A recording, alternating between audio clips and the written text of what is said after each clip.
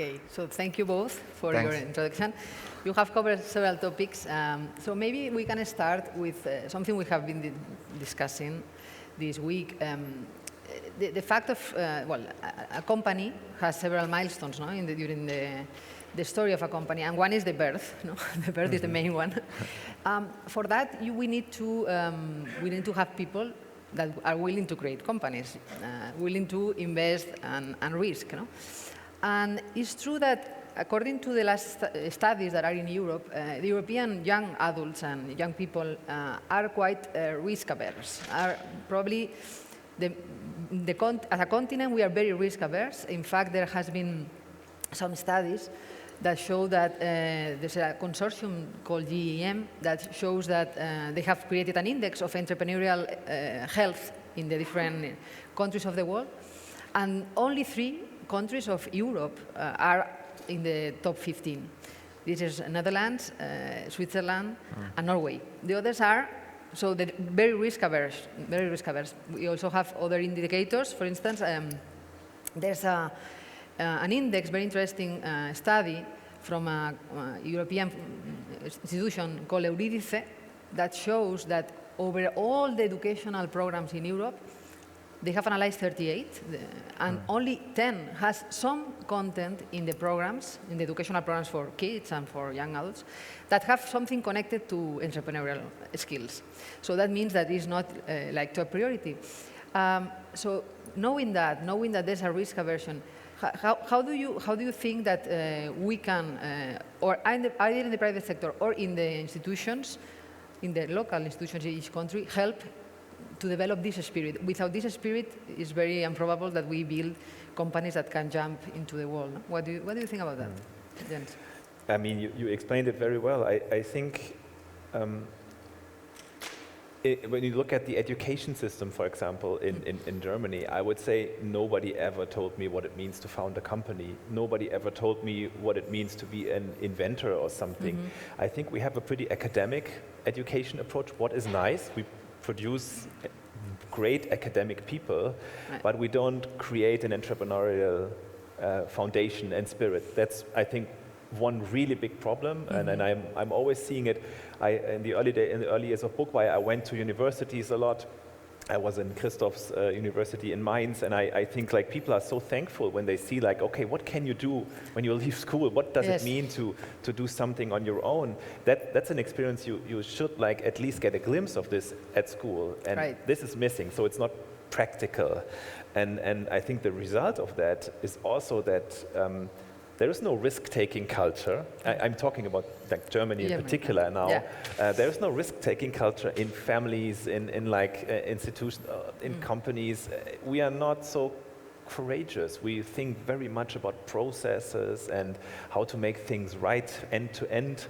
There's a lot of beauty in that, but you have to take risks and you have to try out things. And I think that's a smaller group of people that just learns it on the road. And I think the foundation is not good enough for that.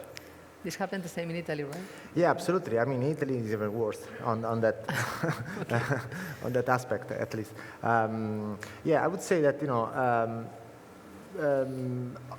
education is one of the big priorities, in my opinion, because the academic approach, of course, is kind of the opposite of the learn by doing approach, which you require more and more nowadays, because the world is changing so quickly that you cannot be prepared for everything, Right. And at the same time, this is also connects with the risk-adverse world, because what's risky? What's more risky?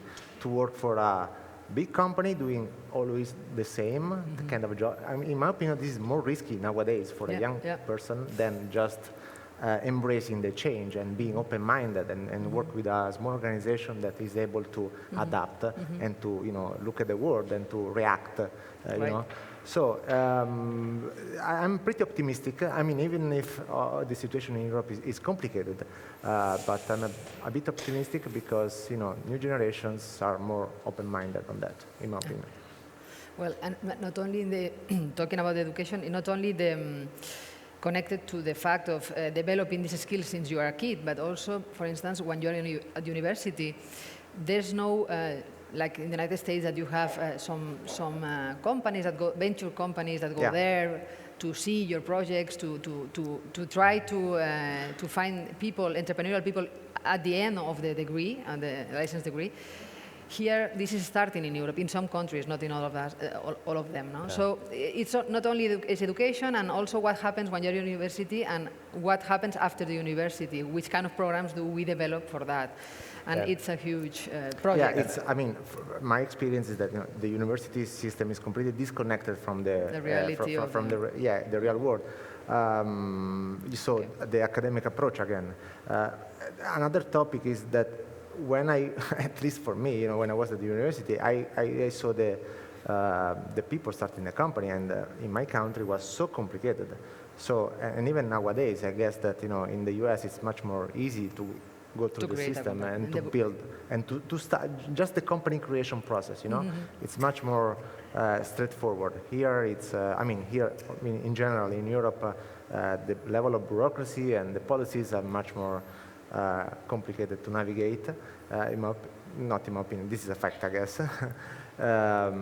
So that's, just in 2021, just to give you, in the US, there has been up to date something like 1,000 unicorns created this year, meaning unicorn is a company with a market valuation over $1 billion. In Europe, I don't know, maybe a handful. Yeah, exactly. Well, that's so there is a gap. There is a gap. I think that things are improving. The outlook is pretty positive in my opinion, because the young generations are catching up. But yeah. So that connects to the second topic I wanted to ask you, because this is you have talked about some difficulties that we can have being Europeans compared to other territories, but we also have some advantages. I mean, traditionally the big problem has been the scales, the economies of scales, because we have fragmentation in the territory, as we said. And I had two questions, because on the other hand, we have some advantages, very nice advantages. I would say, and I want to know your opinion, that, for instance, one is as you mentioned before, both of you mentioned, that it's the people, in the sense that since we have a local culture, we are more sensitive to other cultures. We are able to understand that we are not alone in the world, that there are other people very near with other way of thinking, and this helps to create teams that are more diverse than maybe in other territories. And also, I would say, and that's been interesting for me to know your opinion, it's the product, because I think that you mentioned that it has to be a scalable product, otherwise you can lose a lot of money. But at the same time, what I have realized during these years is that European companies, since we are more diverse, we are more willing to make some adaptations to local rules that are very different from Spain, Italy, Germany. We are more adaptable compared to other companies from other places, and that makes us maybe more successful in including our products in local territories. So I want to know that, and also, just to throw another question for you is, given all that, everything you will mention, do you think that for a European company to develop internationally, it's easier to do it with acquisitions of companies in the different territories, or through organic growth, which is what you have mentioned before, or a mix?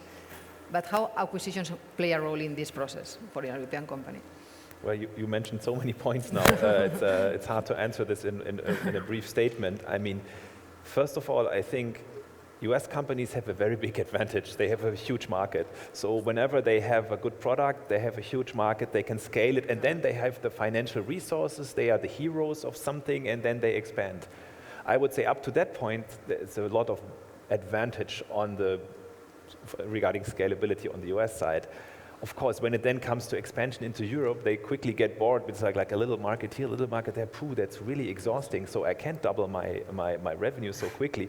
That's probably the point where we are much better, because we have a bit more humble approach at the beginning, because we have to make something work in a smaller market with a leaner cost structure, with less access to funding, and we are not considered as heroes when we run against the wall. That's something regarding the first point also, because like people don't really celebrate us for failures so much here. What should change, I guess. But when it comes to adapting, then I think there is an advantage. But that's not so easy to use when you haven't reached a certain size. So you can be a super adaptive company, but well, let's face it, it's economies of scale work with scale. So you need to have a decent size to really make use of that, because when you're a 5-people company and you have a great product and you want to expand into 10 countries, you don't have the resources, you cannot manage acquisitions. That's too complex. So that's, I think, a dilemma we have in Europe, being so fragmented and not being one. I wish we would be more one, in terms of like cultural aspects and also economical aspects. But that's a big hurdle that every European company has to overcome. So you have to be very focused on one thing that you make very successful and then start expanding. And for a US company, it may be much faster, quicker path to that point. Yeah, I mean, you said it all. I mean, I completely agree that we have some advantages. Usually we are much more flexible when it comes, I mean, in the US, they think that the world ends, with the US. So there are not many companies looking internationally, or at least historically it has always been, for a US-based company, it's always been a big challenge to go internationally. The good thing, in my opinion, nowadays for us is that more and more authors, creators, and publishers, they understand that the publishing world is becoming global, okay? Thanks to the digital technologies, thanks to the digital formats, and so on and so forth. And this helps, in my opinion, because we can all of a sudden, being European, but also access to the global marketplace with our more flexible approach than our US counterparts, because they are much more, for them being in the US it's enough, as we were saying before, but we need to scale. We need to go after more markets. Just if you allow me to tell an anecdote, I was on a trip to Silicon Valley years ago, and it was super exciting. We went to the Google campus, and I was like, wow, this is really huge here. Everything is so huge, so much bigger than in Europe. And then we went to a German accelerator in Silicon Valley that helps companies to build their business there. And they were asking us, oh, what kind of companies are you, where are you from? And then we were asking the guy who was running a startup company, who was like sitting there and saying, and then we asked him, oh, are you profitable? And he said, God, no, I'm not profitable. If I were profitable, nobody would give me money anymore. So that's a good example about the mindset that is there. It's like we try to measure ourselves, so we look at it like, oh, is it profitable? Oh yeah, if it's profitable, then it's not so much risky anymore, so we can scale it and then we put money into it. This is like, I think, the European way of thinking, and the American way of thinking is, oh God, they are losing money, great. Are they gaining market share? Are they striving for world dominance? Great, so let's scale, scale, scale. Right. And I wouldn't say this is not the case in Europe. I think we have adapted to that, but still not to that extent that we can compete with those US scale companies like the big platforms. And we don't have a big platform here, right? No. Maybe we have one or two. Let's talk about this maybe later. But so I think this anecdote illustrates it a little bit. No, it's funny. But we have been mentioning, you have been mentioning ideas of advantages, disadvantages, but there's something that we have not talked about is values. Europe has a very unique position in the world because history, tradition, and values. Probably we are a privilege in the world and a little island of freedom in the world. How can we leverage that? Because at some point we are seeing, due to the growth of very companies that with Facebook, Google, we are seeing the debate, an urgent debate of ethics, privacy, how can data protection issues, all that is on the table of several countries. Europe is more focused on that. Europe, at least the regulators, have been very focused on that. And I think it's a good thing that we consider privacy as something important for the development of products. Do you think that maybe Europeans, we can have this flag in our hands saying we have these values that others don't have, and this can leverage at some point?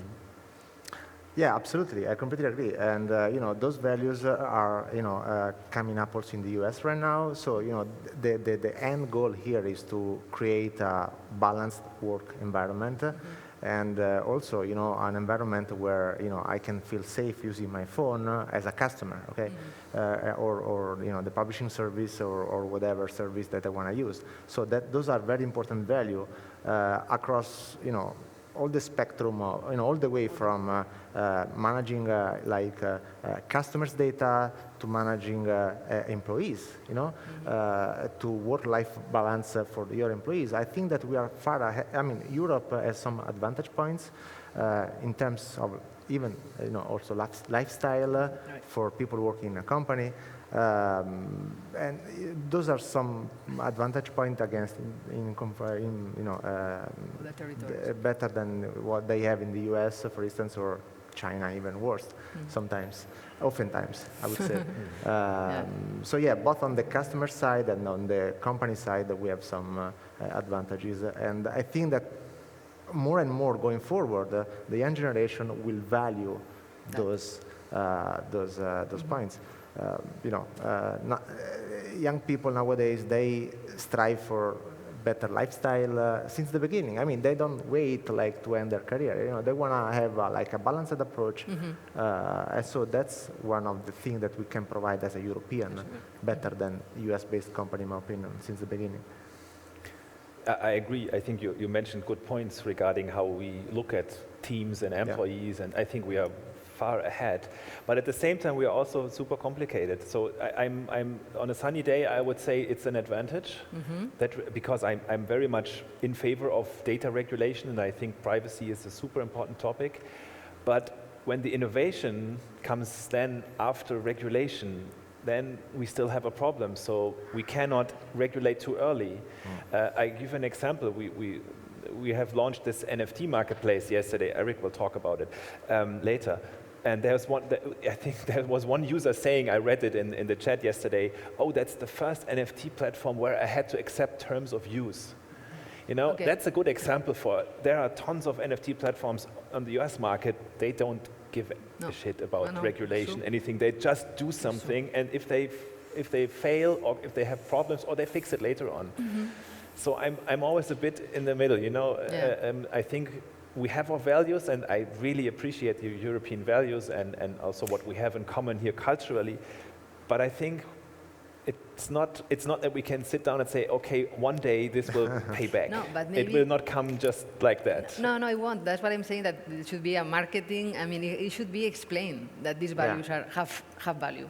Redundancy. I mean, if we believe that these very nice values, but no one understand them, or no one see the comparison between these values and other values of other territories, it doesn't, I mean, it won't help, no? But it should be something that as Europeans, we should promote very clearly, at least to distinguish. And finally, when it comes to really big platforms, when they have grown, then we don't regulate enough. So we have a hard time finding the right, way in the middle. I mean, the politicians here in the room will know, and people from the unions will know much better about it. But I think, well, once the platforms are big and looking at the GAFA platforms and so on, then it's so hard to regulate, because then the lobbies are so strong, and then we don't make it. But we are very complicated when we start something, then it's that's not the right mix, in my opinion.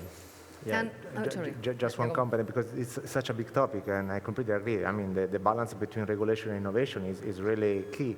And it's not only for company creation that we've been discussing before, because, create a company, and then once you have a company, you have to be innovative in order to be attractive, in the marketplace, and to be competitive, first of all. So it's a hell of a journey, to go through all these regulation and policies here in Europe. And, there is a balance, I understand, but, you want to be, helping companies to innovate. Otherwise, there is no company whatsoever, so there is no need to regulate anything else. That's very interesting regarding innovation. You mentioned, Giacomo, because in fact, one of the things that other territories as United States do is that the startups are very connected to the university and to the public sector to get funding, here is not the same. But I wanted to connect that with a question I had for you. You know that, and yesterday we talked about that in one of the tables, it was mentioned, the program of the European Union, the Next Generation Funds, no? This trying to foster companies to innovate with the public sector, because they will like to have projects that are private public, no? They are going to, you know that this is the biggest amount of money that Europe has ever spread in the markets. It's 800,000 million euros, which is like a plan Marshall, no? It's huge, and it's going to be developed in different countries, all countries of the European Union. Do you think that this program, because basically they have said, we want to foster companies and development of companies and create employment in Europe based on four axes. Green, it has to be green, it has to be innovative, even disruptive if possible, the projects, and digital. No? So this is our market, in fact. So do you think these kind of projects are going to benefit startups or medium-sized companies as yours, or even the one I'm working? Do you think that this will be like that, or it will be what some newspapers say, that only the big companies, consolidated companies, are going to take advantage of these funds, especially when, at least in Spain, for instance, the banks and the consulting firms are creating specialists in giving advice to medium-sized companies? I mean, it's going to be a whole infrastructure to canalize these funds, but it's the unique moment to try to get some of these funds. So what do you think about that? Do you think this will help us at some point? Are you going to try something with that? Or as entrepreneurs, what do you think? I have some doubts, to be honest. I think it's great, and I hope the creative sector can, with the help of associations and local governments, get enough money, because I think the creative industry really needs innovation in Europe, because otherwise we will be just using international platforms in the future and, well, focusing on production maybe of great content. We can do that very well, but I think there's a need. I've found it quite complicated to raise money with public funds in the past. So I've tried a couple of times and I found it highly complicated. I don't know how complex this is going to be. I would rather see the money more like in the hands of private investors that are more willing to benefit from, I don't know, tax advantages. And I mean like not super rich people, I mean like people that have a certain amount to invest in companies, and they don't buy stock, they buy company shares for medium-sized companies. But I think it's a huge chance. But I have to say, I'm not so much involved in these public processes that I can really describe this in detail. But I think it's, first of all, it's great that Europe decided to have this mutual investment all together. Germany was not so easy in that regard. So I'm happy that this worked out finally, because that really, I think, supports the European idea. Yeah, I also believe that it's a great thing in general. It's a great opportunity for Europe, my experience is pretty similar to yours. I never raised fund from public entities, and I won't do this. I won't do access these funds either this time. I mean, to me, it looks like there are too many middlemen. Like in Spain. I mean, in Italy also there are many layers you have to go through. That's what I understood. So the idea is good. The concept is great. The execution, I'm not sure. I'm not very sure. But I think it's also great that the focus of those funds are like some very big areas like green and sustainability and innovation, because only the fact that the European Commission focus on those topics help people and businessmen and entrepreneurs to focus on those huge problems, and this is something that we miss here in Europe, in my opinion, because we usually work locally, with small problems. We want to be profitable as soon as possible, and that's basically it. And that's why we are far behind, the US in this case. So focusing on big problems That's cool, in my opinion. That's cool. a good point. And I would Yeah. also add that investments in infrastructure, Yeah. even in very well-developed European countries, are quite necessary. When I Right. look at Germany, and I love the Madrid metro, where you can have a phone call Yes. without interruption to the whole city. That's really fantastic. But try this in Germany. You will have 5 minutes connection, and then it's gone. So we are really lacking of digital infrastructure. Yeah. So I think this is a good point. And I really like the big problem point. What Yeah. I think there's a lot of good researchers and innovators in Europe that miss maybe the point of scaling. If that program hits that point, so Yeah. Yeah. that would something help. like with BioNTech maybe in Germany, what is a very interesting example of a lot of funding in the in this pharmaceutical sector, and then of course, well, it took off and it was accelerated through the virus. But I think these types of investments, where we really put money in big problems, Absolutely. that's a very good point. And this comes back to the education, because at least in my opinion, here, when we are in front of a big problem, we are like, okay, in front of a white canvas, and we are like stuck there over there. Like that. But in the US, I mean, the culture is like, well, the bigger the problem, the bigger the opportunity. Okay. And the chance to build a great company if I am able to solve the problem. So why not, push on that direction? So Yeah, that this would be helps very on that. important. That would Yeah. be important. Okay, so before giving the microphone to the public, if they want to ask you some questions, the last question, just as a, can you give us, is there any company, European company, that doesn't have to be in our sector, can be any sector, that you particularly admire the way they have expanded, the way they have done it globally? Is there any of them that you can mention, and why do you admire that company?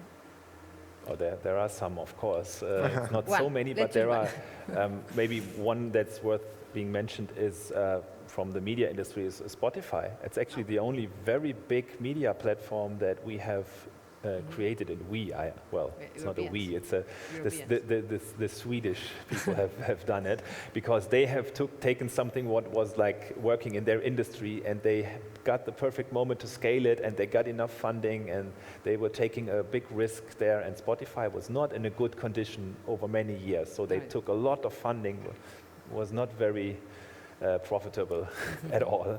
I think that's a very interesting, and they can now compete with Apple and Amazon, with much larger companies. So that's impressive to That's me. impressive, yeah. And they kept this position for a longer time. Yeah. I remember a few years ago, Apple Music came, Amazon Music came, Yeah, and and they I think they couldn't. were scared in Spotify that they may be blown away, but they made it, and that's impressive. And do you- Yeah, I mean, I would have picked the same, to be honest. But just let me mention, like, for instance, another Swedish company. They're particularly good, in my opinion, in that. For instance, Klarna. This is one company I like a lot. So there is a common thread between the two. So what I like about Spotify or Klarna is their ambition, because they are global companies with hundreds of millions of users.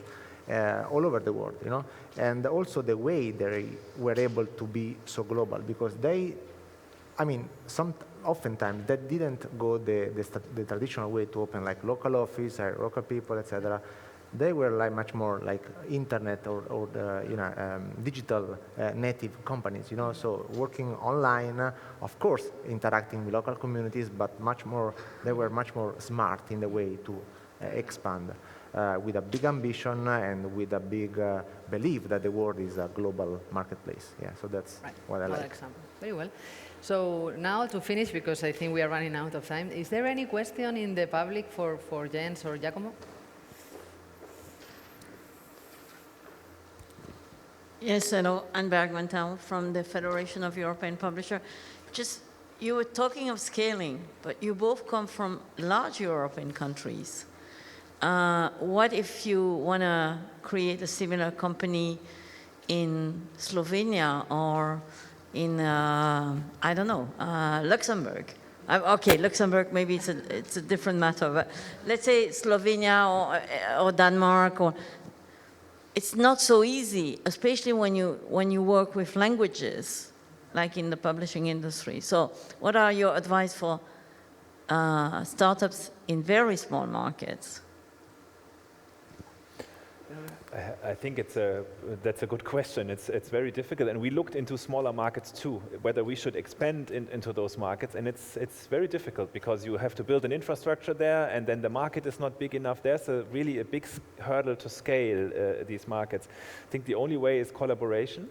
And see if you can really partner like in joint venture with other companies together, or really consolidate and reach a point where you make acquisitions, and well, it doesn't matter if it's a German buyer or a Slovenian buyer or whoever. But I think it's something that we cannot solve so easily, because the economies of scale are brutal, I have to say. And sometimes when I have a bad day, I hate it, honestly, because we are all damned to grow and we have to make everything bigger, because otherwise the bigger fish comes and eats you. That's sometimes tough. But there's no perfect advice. But I think looking at Europe as an economical area and making it, harmonizing it, well, that's the big perspective, harmonizing it further and making it more like a real European economic area, that would make so much sense, because only together we have a chance and a lever against like the Chinese and US super big markets. Yeah, I mean, I just want to add that, I'm from Italy, and, Streetlib is a 15 years old startup, So we've been through a lot, and Italy 15 years ago, even today, I consider it a very small market when it comes to digital, okay? And of course, we went through a lot of hurdles during the years, and it's been complicated. It's hard. I mean, this is a hard job. So there is no easy path, in my opinion. That's my honest answer. And it's complicated, so you have to be able to persist and to believe in what you do. Because eventually, of course, the digital marketplace are going to be much more connected and integrated with each other. But of course, until you get there, you as an entrepreneur, you have to believe in what you do. And yeah, that's the only thing that solves the problem, actually. That's a very good idea to close, to believe in what you do, to believe in what you do, to keep it going, and that's a good advice. Okay, so thank you very much, and we jump to the next session, okay? Thank you. Thank you.